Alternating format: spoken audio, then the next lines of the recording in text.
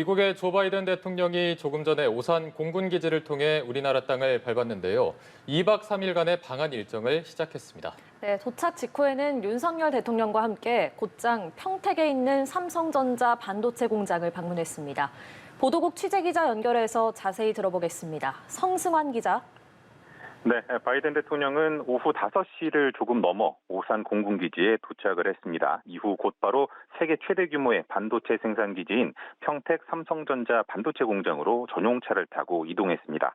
먼저 와 있던 윤석열 대통령이 바이든 대통령과 악수를 나눴고 이재용 삼성전자 부회장이 직접 영접했습니다. 양국 정상은 공장을 함께 시찰한 뒤 이재용 부회장의 환영사에 이어 공동 연설에 나섰습니다.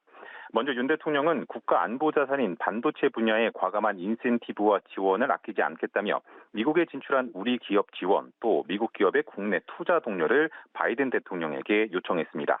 또 한미 관계가 첨단 기술과 공급망 협력에 기반한 경제 안보 동맹으로 거듭나기를 희망한다고 했습니다. 바이든 대통령도 양국이 기술 동맹을 통한 경제 안보 협력에 노력할 때 앞으로 더 많은 발전이 기대된다고 말했습니다. 두 정상은 이 공장 입구에서 방명록 대신 반도체 웨이퍼에 서명을 하기도 했는데요. 얼마나 반도체를 중요하게 생각하는지를 가늠할 수 있는 대목입니다. 바이든 행정부는 핵심 산업, 특히 반도체 분야에서 그동안 중국 의존도를 줄이고 동맹국 중심의 공급망 재편에 공을 들여왔습니다. 특히 아시아 순방 때 미국 정상은 보통 일본을 먼저 들르는데 이번에는 이례적으로 우리나라를 먼저 찾았는데요. 우리나라가 미국의 공급망 구상의 주요 협력 파트너라는 점을 강조한 것으로 풀이됩니다. 한미 양측은 바이든 대통령 방안에 맞춰 경제 안보 대화를 신설하고 지속적으로 경제 안보 대응 전략을 조율해 나가기로 했습니다. 다음 달 미국 워싱턴 DC에서 첫 회의 개최도 추진하기로 했습니다. 네, 우리나라 대통령 취임 후에 역대 최단 기간에 이루어지는 한미 정상회담이 내일 용산에서 열립니다. 여기서도 경제 안보가 핵심 의제로 다뤄진다고요. 네, 경제 안보 협력, 또 아시아 태평양 영내 협력, 북핵 등 한반도 문제, 크게는 이 세 가지가 정상회담의 주요 내용이 될 전망입니다. 다음 주에 출범하는 경제 안보 플랫폼, 인도 태평양 경제 프레임워크, IPEF 등 경제 협력 방안 등을 다룰 것으로 보입니다.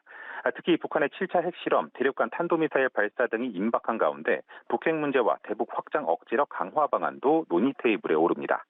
정상회담은 소인수 회담과 확대 정상회담 순서로 90분 동안 진행되는데 그 사이 두 정상은 5분가량 통역만 배석한 채 대화할 것으로 전해졌습니다. 바이든 대통령은 22일 윤 대통령과 함께 한국항공우주작전본부를 방문해 한미연합작전을 수행하는 장병들을 격려하는 것을 끝으로 2박 3일의 방한 일정을 마무리합니다. 지금까지 보도국에서 전해드렸습니다.